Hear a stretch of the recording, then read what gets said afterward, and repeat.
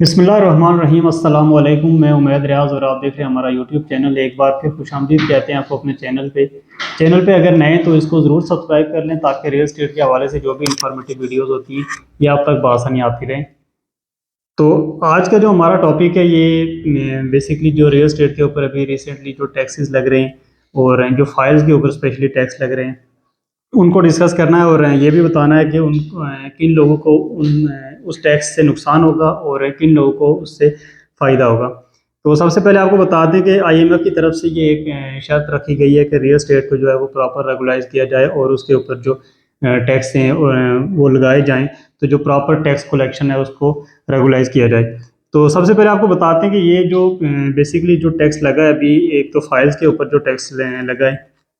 तो फाइल्स जो basically society होती है, अगर कोई बंदा सोसाइटी बेच रहा है तो उस टैक्स की वजह से जो सबसे बड़ा अगर नुकसान है तो वो उन फ्रॉडी डेवलपर को होता है जो सिर्फ हवा में आपको सोसाइटी बेच देते हैं, हवा में आपको फाइलें बेच देते हैं और उनके पास अगर 10 कनाल ज़मीन होगी तो वो आपको 100 कनाल की फाइलें बना के बेच देंगे। तो ये उन लोगों के लिए काफ़ी एक खतरे की घंटी है और अगर इसको 3 से 4 साल पहले अगर ये रेगुलाइज इस तरह से किया जाता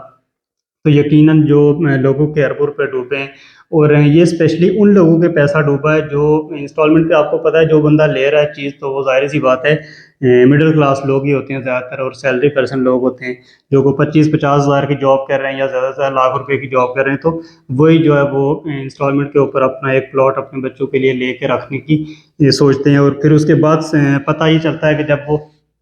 सोसाइटी पूरे प्रोजेक्ट लॉन्च कर चुकी होती है और फाइलें सेल हो चुकी होती हैं और ओवर सेलिंग इतनी हो चुकी होती है कि अगर 1000 प्लॉट बिका हुआ है तो उसमें से 100-200 को कोई प्लॉट मिल भी जाएगा और बाकी के 600-700 लोग जो हैं वो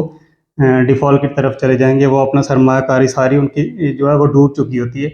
अब उसमें होता ये है कि जो अब आप अंदाज़ा करें कि अगर एक बंदा जो है वो एक सोसाइटी जो है अगर सिर्फ 10,000 प्लॉट ही अगर वो एक्स्ट्रा बेच रही है और आपने उसमें इंस्टॉलमेंट में पैसे दे दिए,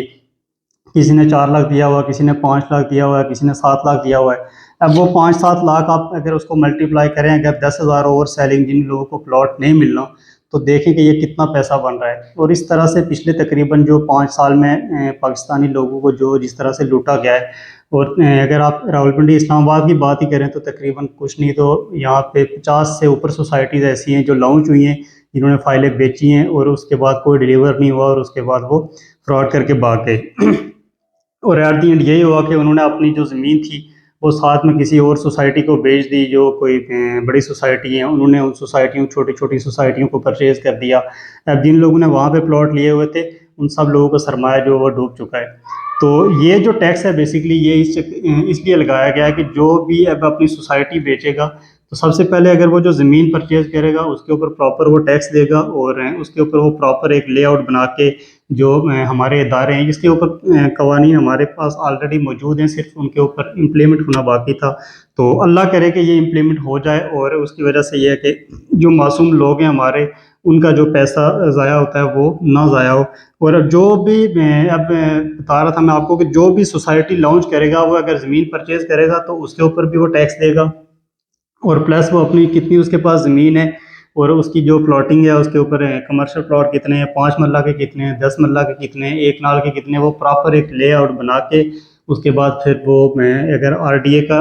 के अंडर है तो आरडीए से अप्रूव्ड होगी और फिर उन फाइलों के ऊपर आपकी जो है वो बुकिंग होगी। अगर उनके पास 1000 प्लॉट की कैपेसिटी है तो वो 1000 प्लॉट ही बेचेंगे और उसके ऊपर जो उनकी ट्रांजैक्शन होगी वो भी थ्रू बैंक होगी और उसके बाद जो आपकी ट्रांजैक्शन वहाँ पे जाएगी, आपकी डाउन पेमेंट जा रही है वो भी एफबीआर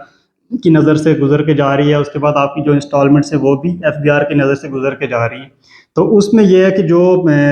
ये अगर देखा जाए तो ये एक बड़ा अच्छा इक़दाम है और अगर इस टैक्स की बुनियाद को, इस टैक्स को लोग लेके, बहुत सारे लोग हैं जो जो स्पेशली सेलर हजरात हैं तो उनको लोग काफ़ी डरा रहे हैं और उनसे सस्ते प्लॉट परचेज़ करने की कोशिश कर रहे हैं। तो अगर इस तरह कोई भी आपको बंदा फ़ोन करके या इस टैक्स की वजह से अगर डरा के आपसे अगर प्लॉट लेने की कोशिश कर रहा है तो वो समझ लें आपसे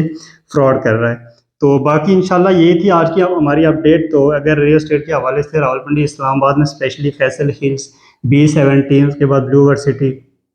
फ़ज़ाइया हाउसिंग सोसाइटी, इनमें अगर कोई भी आपको अपनी प्रॉपर्टी है अगर आप वो बेचना चाहते हैं या अगर आप लेना चाहते हैं तो आप दिए गए नंबर पे हमसे रब्ता कर सकते हैं। इंशाल्लाह हम आपको बेहतरीन सर्विसेज प्रोवाइड करेंगे। इसी के साथ दीजिए इजाज़त, इंशाल्लाह मिलते हैं नेक्स्ट वीडियो में। अल्लाह हाफिज़।